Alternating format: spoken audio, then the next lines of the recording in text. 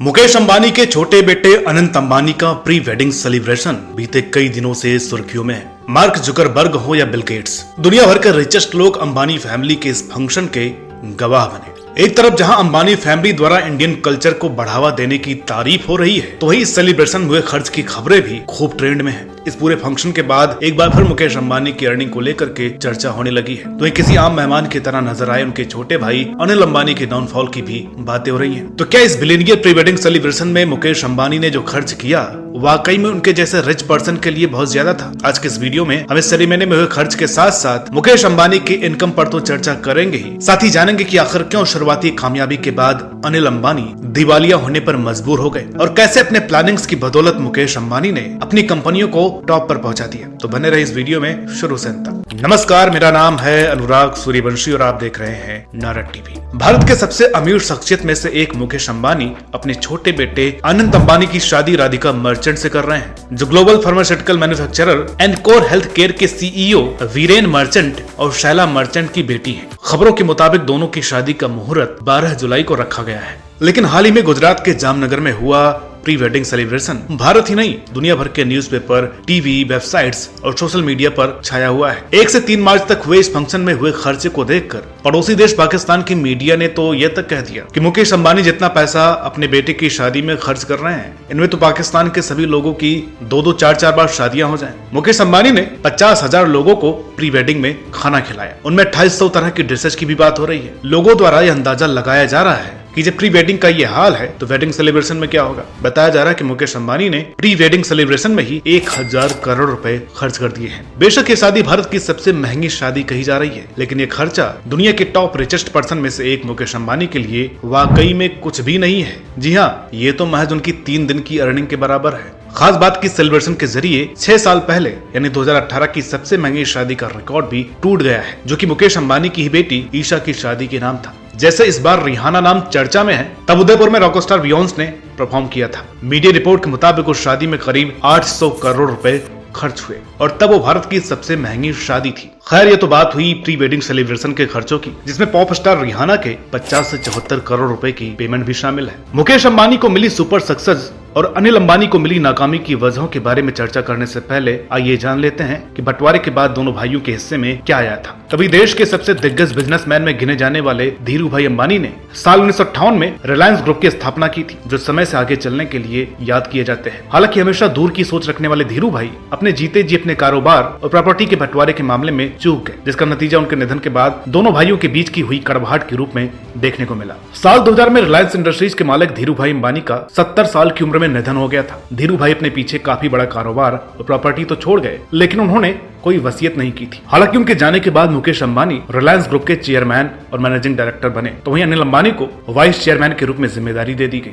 लेकिन असल मामला तो कारोबार के बंटवारे का था, जो 2 साल में ही विवाद की शक्ल में सामने आ गया। बेटों के बीच बढ़ती कड़वाहट को खत्म करने के लिए साल 2005 में उनकी मां कोकिलाबेन ने रिलायंस के विशाल कारोबार का बंटवारा कर दिया। कोकिलाबेन ने मुकेश अंबानी को पुराने बिजनेस को सौंप दिया, जिसमें पेट्रोकेमिकल, टेक्सटाइल, रिफाइनरी, तेल गैस कारोबार शामिल था। तो वहीं छोटे बेटे अनिल अंबानी के हिस्से टेलीकॉम, फाइनेंस और एनर्जी बिजनेस आया, जो कि वे खुद भी चाहते थे। इसके अलावा दोनों भाइयों के बीच ये एग्रीमेंट भी हुआ कि वे एक दूसरे के कंपटीशन में कभी नहीं उतरेंगे। इसमें कोई शक नहीं कि जब बिजनेस का बंटवारा हुआ था तब अनिल अंबानी की स्थिति मजबूत मानी जा रही थी और अनिल को वो सारे कारोबार मिले जिसके लिए वो अड़े हुए थे। हालांकि जिद में मुकेश अंबानी ने जिस टेलीकॉम बिजनेस को ऊंचाइयां दी थी वो उनके हाथ से निकल गया। बावजूद इसके उन्हें उस वक्त जो भी मिला उसी से संतोष कर लिया। मुकेश अंबानी के कारोबार को नई ऊंचाइयां तब मिली जब दोनों भाइयों के बीच हुआ एग्रीमेंट साल 2010 में खत्म हो गया, जिसके बाद अब वे एक दूसरे के कंपटीशन में उतर सकते थे। मुकेश अंबानी ने बिना किसी देरी के टेलीकॉम सेक्टर में उतरने का फैसला किया। देखा जाए तो यह कंपटीशन अनिल अंबानी से नहीं बल्कि देश की दूसरी टेलीकॉम कंपनियों से था, जो कि अच्छा खासा मुनाफा कमा रही थी। हालांकि मुकेश अंबानी ने इसमें कोई हड़बड़ी न करते हुए पूरे 7 साल की प्लानिंग की और करीब 2.5 लाख करोड़ रुपए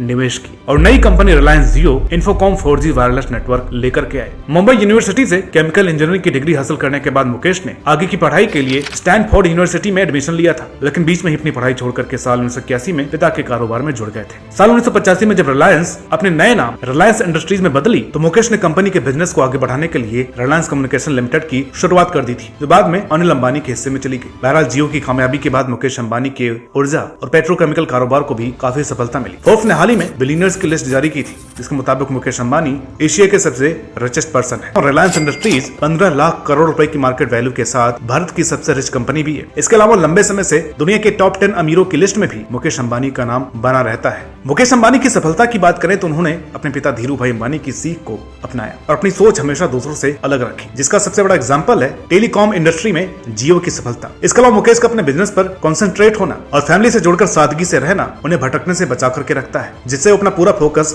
कारोबार पर लगाते हैं। मुकेश अनुशासन में रहना पसंद करते हैं और अपना रूटीन हमेशा फॉलो करते हैं। उसमें बदलाव या किसी तरह का समझौता उन्हें बिल्कुल भी पसंद नहीं है, जो कि उनकी कामयाबी की सबसे बड़ी वजह है। इसके अलावा मुकेश किसी भी प्रोजेक्ट में पूरी प्लानिंग के साथ टारगेट की ओर आगे बढ़ते हैं, जिसके पीछे अच्छी खासी रिसर्च होती है। अपनी हर डील और इन्वेस्टमेंट को लेकर मुकेश पहले ही अपनी टीम के साथ पूरा होमवर्क कर लेते हैं, तभी किसी प्रोजेक्ट में हाथ डालते हैं। मुकेश अंबानी खुद कई बार कह चुके हैं कि इंसान को कामयाबी तभी मिलती है जब उसके सिर पर बड़े बुजुर्गों का हाथ होता है। मुकेश का मानना है कि उनकी कामयाबी में उनके पिता की दी हुई सीख सबसे बड़ा कारण है। साथ ही किसी की सफलता में सकारात्मक सोच की भी बहुत बड़ी भूमिका होती है। इसके अलावा मुकेश अंबानी अपनी टीम को हमेशा क्रेडिट देते हैं। उनका यह भी मानना है कि हर कारोबार की सफलता में टीम का योगदान सबसे ज्यादा होता है। रिलायंस इंडस्ट्रीज आज मार्केट कैपिटल के तौर पर भारत की सबसे बड़ी कंपनियों में से एक है, जिसके चेयरमैन खुद मुकेश अंबानी है। मीडिया रिपोर्ट्स के मुताबिक मुकेश अंबानी की सालाना सैलरी 15 करोड़ रुपए है, जिसे उन्होंने 11 सालों तक कभी बढ़ाया नहीं, बल्कि कोरोना महामारी के दौरान लगातार 2 वर्षों तक उन्होंने कोई सैलरी भी नहीं ली। मुकेश अंबानी की सफलता किस लेवल की है, इसका अंदाजा आप इसी से लगा सकते हैं कि साल 2003 में जनवरी माह में रिलायंस के शेयर करीब 55 रुपए के स्तर पर थे, जो आज लगभग 2950 रुपए के करीब है।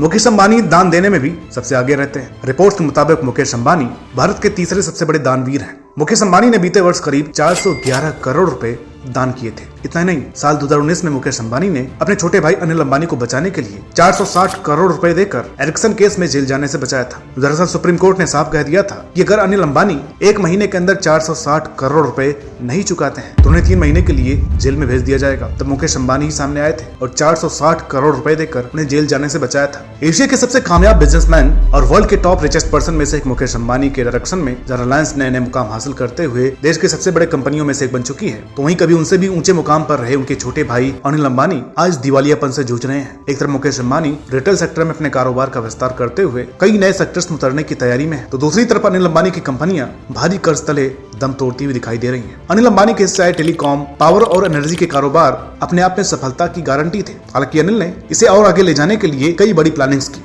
जिसमें उन्हें फायदे के बजाय नुकसान ज्यादा हुआ। हालांकि इसके बावजूद अपनी इन्हीं कंपनियों और नीतियों के दम पर साल 2008 में अनिल अंबानी दुनिया के टॉप अमीरों की लिस्ट में छठे पायदान पर थे और मुकेश अंबानी से काफी सफल भी थे। मुंबई यूनिवर्सिटी से साइंस में ग्रेजुएट अनिल अंबानी ने पेंसिल्वेनिया यूनिवर्सिटी के वार्टन स्कूल से MBA की डिग्री ली थी और 1983 में अपने पिता और भाई मुकेश के साथ रिलायंस के कारोबार में शामिल हो गए थे। कारोबार के बंटवारे के बाद अनिल अंबानी ने शुरुआत में तो सफलता हासिल की, लेकिन कुछ ही सालों में स्थिति बिगड़नी शुरू हो गई और रही सही कसर 2008 की मंदी ने पूरा कर दिया, जिससे उनके कारोबार में खासी गिरावट देखने को मिली। मार्केट एक्सपर्ट्स के मुताबिक अनिल ने पारिवारिक कारोबार के बंटवारे के बाद कई घाटे के प्रोजेक्ट में हाथ लगा बैठे थे। साथ ही उनकी कई नीतियां और कारोबारी फैसले भी नुकसानदेह साबित हुए।